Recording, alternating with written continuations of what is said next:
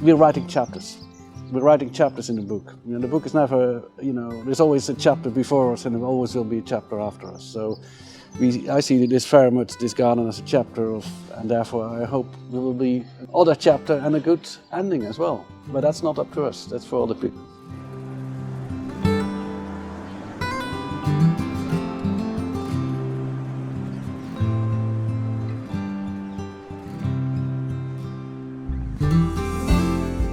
I'm Eelco Hooftman, I'm a landscape architect.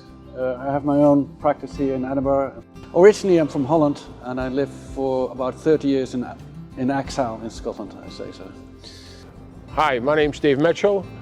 I'm a former curator at the Royal Botanic Garden in Edinburgh, and our organisation was approached by George Mackenzie to get some help and advice for the creation of a garden on this site, and that's how I became involved.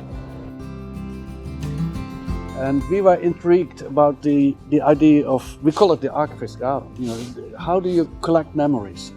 And how do you remember memories? Now, there's a whole culture about this. It's called the art of memory. So we came up with the structure of literally the patterns of the brains and the different sweeping lines that gives. And that became the origin of the idea of the Archivists Garden. We produced a really big palette of plants, all of which had a good story behind them, a good narrative, a good, you know, a living memory.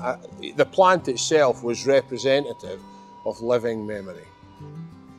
The brief was create a garden, and I said to George, I said, why don't we create a garden to celebrate birth, death and marriage, because that's what your records do. And he said, oh, I quite like that idea. Could we throw something in to do with the Scottish clans? People come here for a reason. People come here because they want to find something out. I come here to find things out.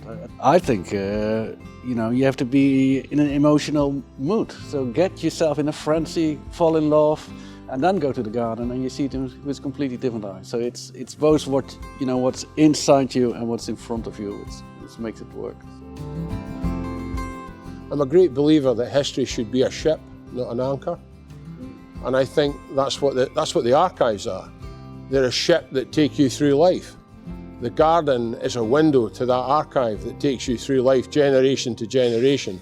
And the garden itself is a ship that changes day to day, week to week, month to month, year to year, lifetime to lifetime. And that gives me a really warm glow about it.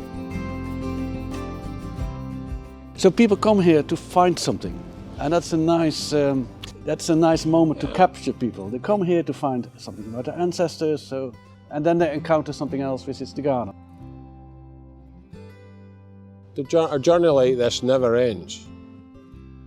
The staff in the future and the way the public react to it will determine how it grows and how it develops and how it matures.